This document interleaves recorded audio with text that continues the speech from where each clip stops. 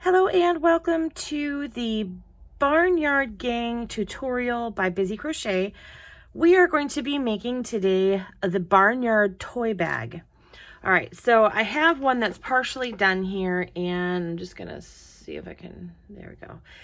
And this is basically what we're making today. We're going to be working on the Barnyard Bag. This one I put together a while ago, so some of these colors, ours are going to be slightly different because I'm using a different yarn. But I will talk about all of the different supplies that we're going to need. You're going to need at least 4 ounces of a red. I am using red by I Love This Yarn. You can get this at Hobby Lobby. And then I'm also using Hobby Lobby's black and Hobby Lobby's white in order to get my barn today. Something else that you're going to need is on the bottom, if you want to stabilize the bottom so that it has a more of a flat edge, you can pick up these 4.5-inch circles. Now, I'm not sure that we're going to need a full 4.5 inches. Actually, yeah, that 4.5 inch would probably work perfectly in there.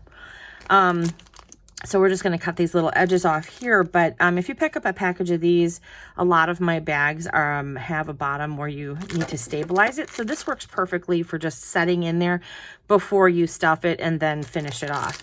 I'll show you where to do this later on, but you'll need plastic canvas. You can also use just a sheet of plastic canvas and do a 4-inch circle from that as well.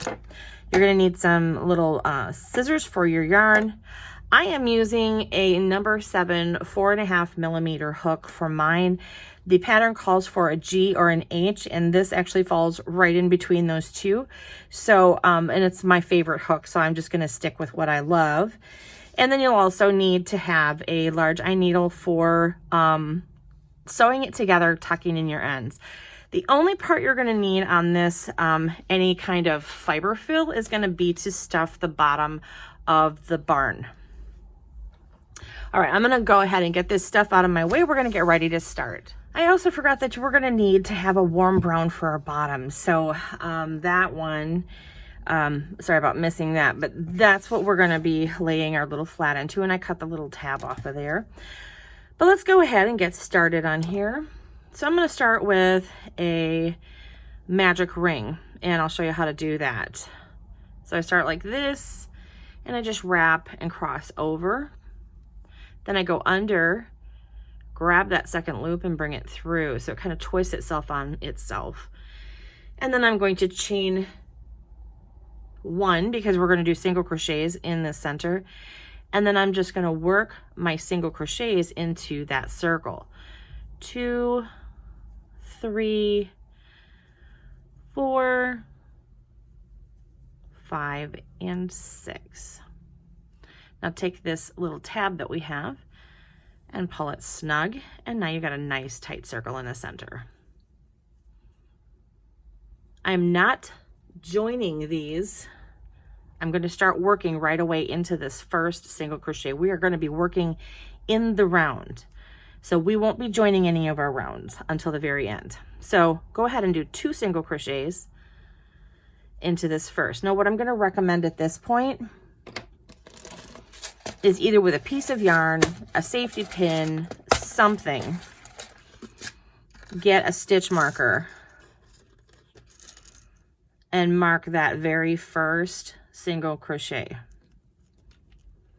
Not both of them, just that first one, because then that's going to let you know exactly where your first single crochet is for every single round, because the single crochet or the first stitch of each round, especially when you're working in the round, will travel. And you want to be able to keep track of where it is. All right, so we did 2. Now in the next one, we're going to do another 2, and we're going to do 2 in each of the 6 that we originally made. So we've got 3, 4, 5, 6, 7, and 8.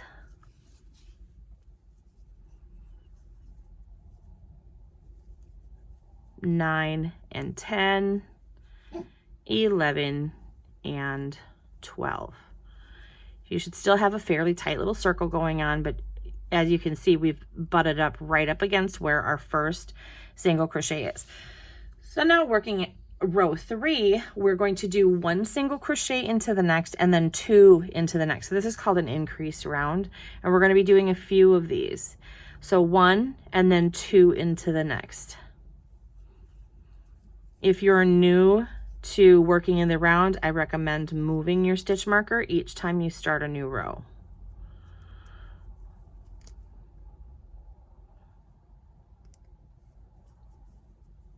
And then 1, 2, 3. And so because we are increasing every other stitch, we are actually increasing 6 stitches. We will be increasing 6 stitches each row, which means that the space in between what we call our increase, which is that 2 single crochets in the next, is going to become further and further in between. So we should have 18 stitches on our circle, finishing up at the last stitch right before our first stitch. All right, moving on to round 4. So we are going to increase the space in between our increase stitches again. So instead of doing 1 and then an increase, we're going to do 2. So there's 1 and 2 and then increase. So it's a total of 4 stitches. So 1, 2, 3, 4. 3, 4 should be in the same stitch. 1, 2, 3, and 4. 1, 2, 3, and 4. And because you're increasing 6 times, 4 times 6 is 24 stitches. So we should have 24 when we hit the end of this round. And we should finish up in the last stitch right before our first single crochet. So this is the first single crochet from this row. This is the first single crochet from our new row.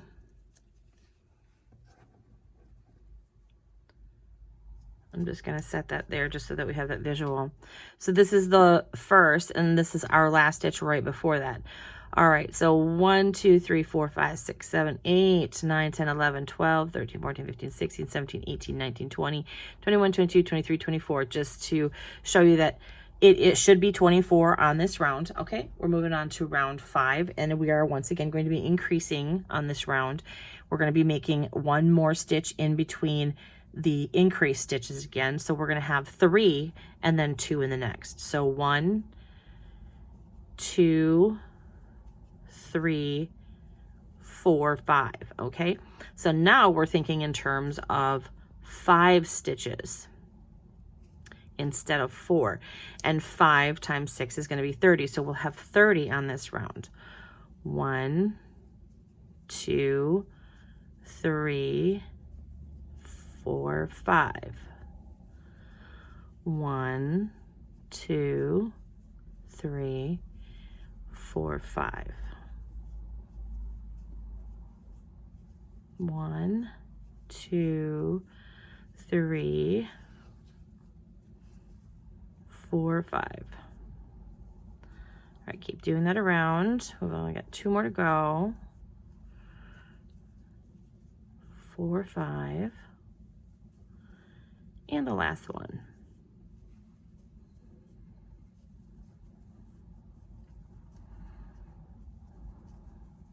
Okay, now it might roll a little bit, but it shouldn't be like cupping up on you. If it is, it means that your stitches are way too tight. So if you keep a nice even pace, what we're going to do at this point is we're moving on to rounds 6 through 10, and in the pattern it says continue increasing 1 single crochet per stitch series until you end up with single crocheting in 8 and then 2 single crochets. Okay, so every time that we do an increase round, we increase by 1 extra stitch. So the next round is going to be 1, 2, 3, 4, and then 2 in the next. All right, so row 6 should be 4, row 7 should be 5, row 8 should be 6, row 9 should be 7, and then row 10 should be 8 in between your increased stitches. All right, so I'm gonna let you go ahead and complete rounds 6 through 10 based on increasing 1 stitch between each increase section, okay? And when we come back, then we'll deal with measuring our plastic.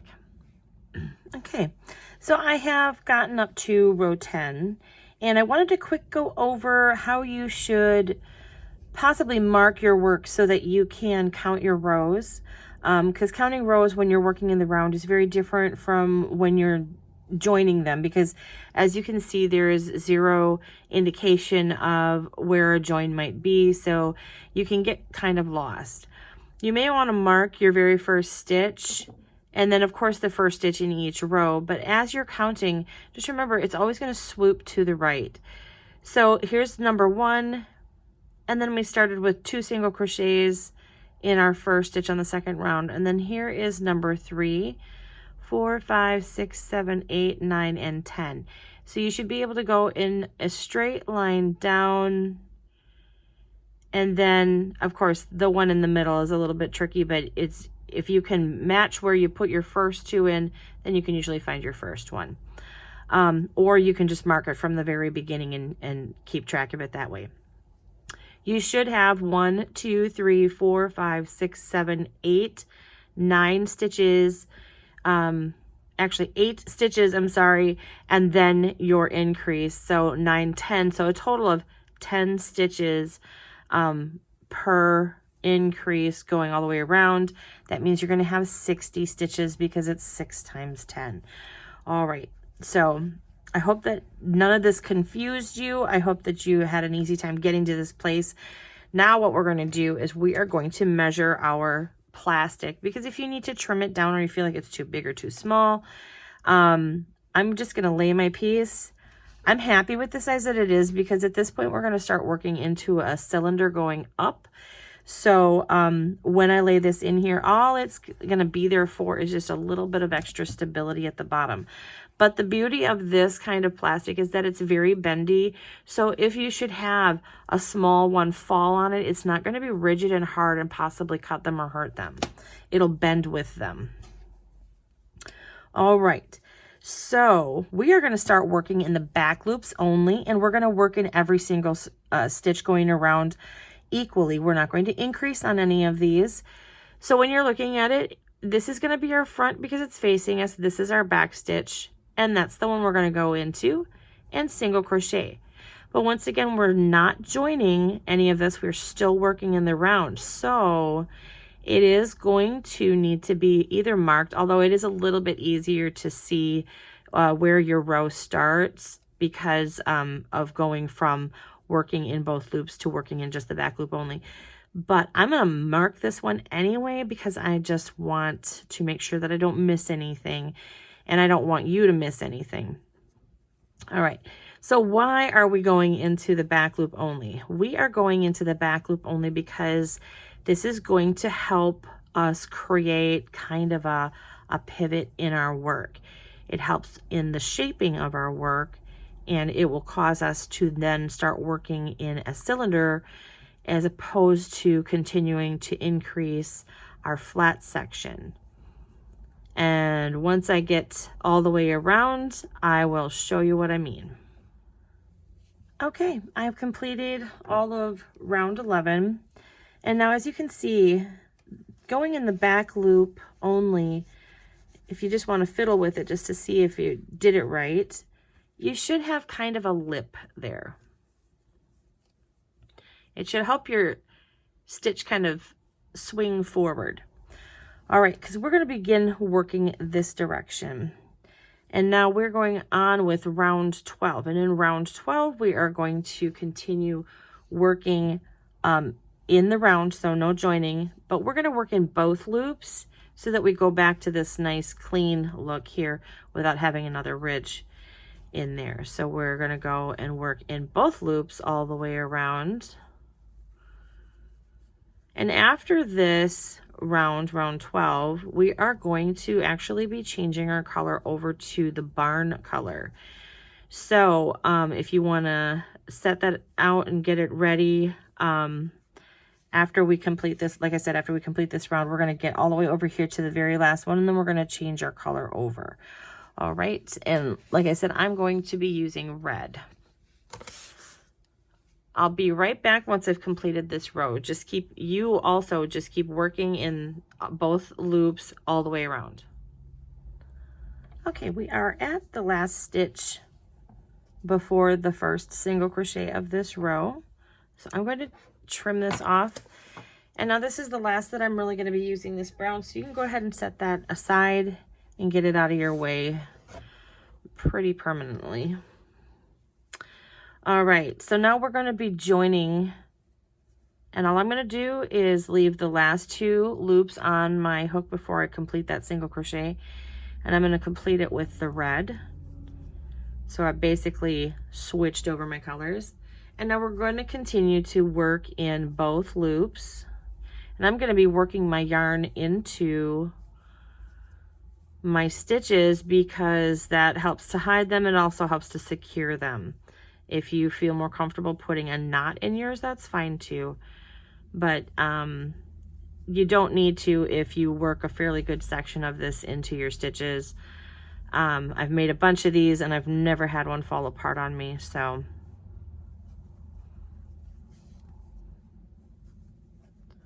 All right, keep going.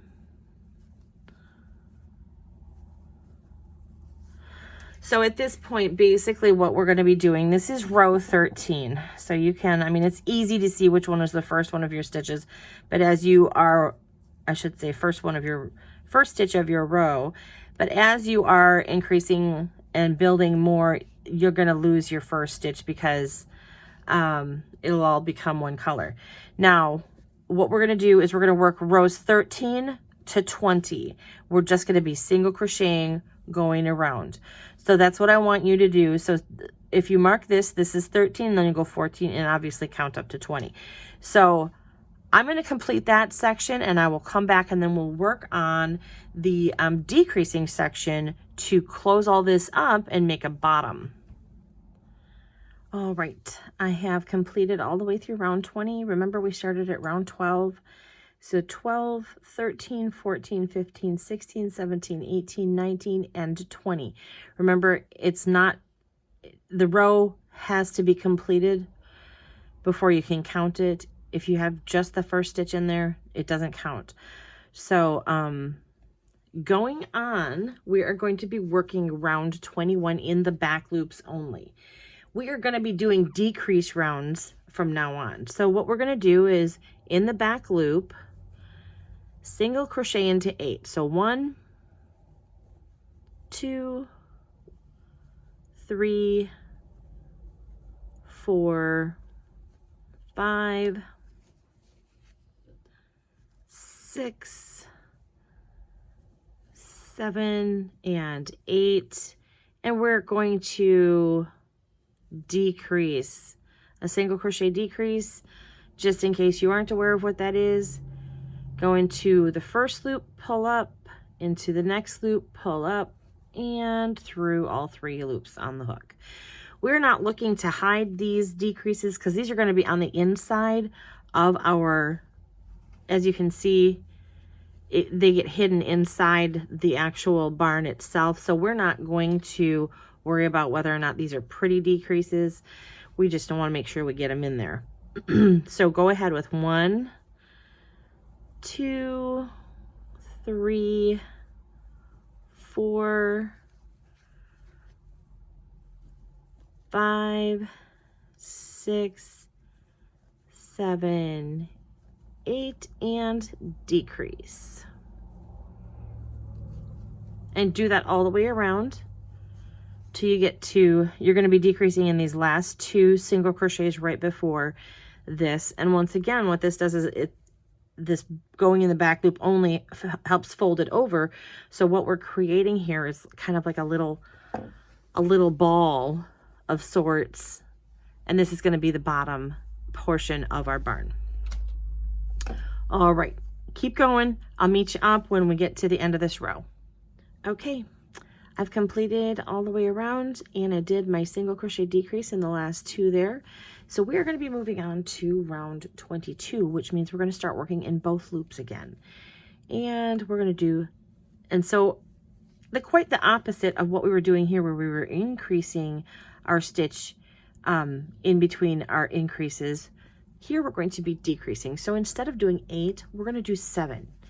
1, 2, 3, 4, 5, 6, and 7. So we're reducing 1 stitch in between each decrease now. So go into the next 2 stitches. One of them should be the decrease from the row boot low. And 1, 2, 3, 4, 5, 6, 7, and decrease.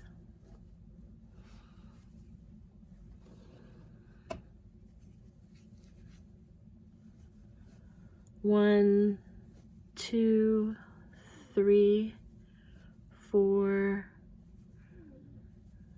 5, 6, 7, and decrease. Okay, continue this around. And real quick before I move on, I am going to move my stitch marker into the first stitch that I made for this row, so that it's a nice easy reminder for me as I'm getting closer to that end. I know where I'm going to stop. All right, all done with round 22. We are going to real quick talk about what the instructions say concerning rows 23 through 28. It says continue decreasing 1 single crochet per stitch series until you have single crochet in 1 and then decrease. So we're going to continue to count down as we decrease. So we have 7 here. We started with 8. So 8, 7, then it's going to go 6, and then decrease, and then 5, and then decrease 4, decrease 3, decrease 2, decrease 1, decrease. So when you get to the 1 decrease, that's when you are going to single crochet decrease all the way around, and you'll finish back up with a total of 6 stitches. It's kind of fancy how we grew from a tiny little hole, and now we're going to go back to a tiny little hole. All right, so around row 25 though, before we close this all up, you are going to want to get this guy in here, and you are going to want to stuff with your batting. You can be an overstuffer or an understuffer. It makes no difference to me. You just want to stuff so that you have a nice full bottom to your barn. You're going to want to make sure though that it's not overstuffed, because you're going to have to finish rows 26, 27, 28, and 29 with all of this in here. So I'm actually going to come back after I hit row 25 so that we can get all this stuff in, and you can kind of see how I work that. But for now, I'm just going to make my life easy, and I'm going to leave that out of there while I work a couple more rows. So I'm going to be starting around 23, which means I'm going to be doing 6 and then a decrease. So you go ahead and continue on. I will meet you back here at round 25. Okay, I've hit round 25, and I'm at the point where I'm doing 1, 2, 3, 4, and then my decrease. So I am going to get my piece of plastic into the bottom of my base, and now I'm going to take my fluff and stuff, and I'm going to get that in here so it's nice and even all the way around, and I've got all my corners and edges filled out. Usually I'm an overstuffer. This time I'm going to leave it manageable. So at this point then, we're going to continue to work, but we've got to work so that we're keeping everybody inside as well. So this gets a little bit tricky. Might be kind of a pain in the tushy, but I think you can do it. All right, so we are going to do 1, 2, 3, and then decrease. So 1. The thing is, I have a harder time holding it the same comfortable position as I do when there's nothing in there. It's just, got to work on a tabletop, and sometimes that can get a little bit hard on the wrist. But thankfully, we're not doing a whole lot of rows like this. We're just doing a few. All right, and real quick before I move on, I'm going to see, even I can lose my spot. There we go. Okay, there's my first.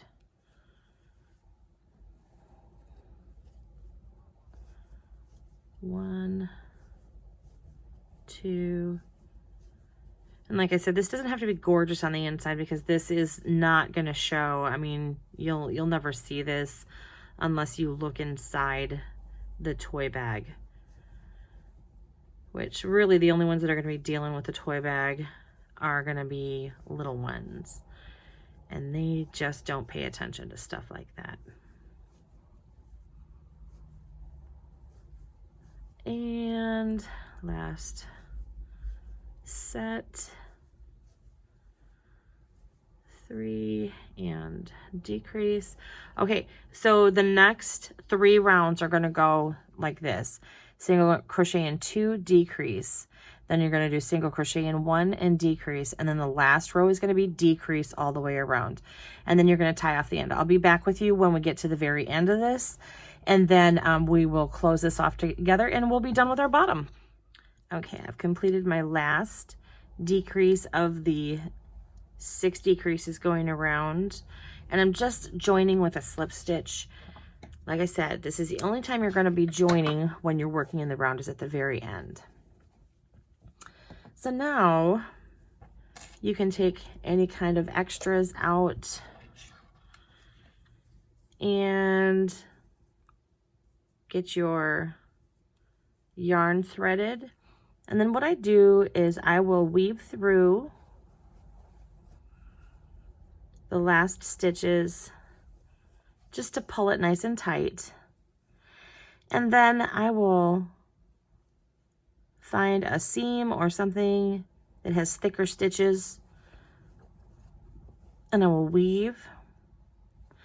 Then as I'm going back in the opposite direction, I will leave one of these loops and go over the top of it and weave back in the opposite direction. So as you can see, this loop catches this one here, and it'll keep it from pulling out at any point. I'll go ahead and cut that off. All right, we now have the bottom of our barn ready to go. We've got our dirt in our barn. All right, and like I said, I did not overstuff this. Usually I have them a lot more firm than this, but this will be nice and squish. And, you know, putting that little bit of stability on the bottom helps flatten that out so it just stands up nice. Not saying that this is always going to stand up nicely, just because the heavier it gets, the more it wants to flop over. But we've completed the bottom, and so I'm going to see you when we come back for the actual body of the barn.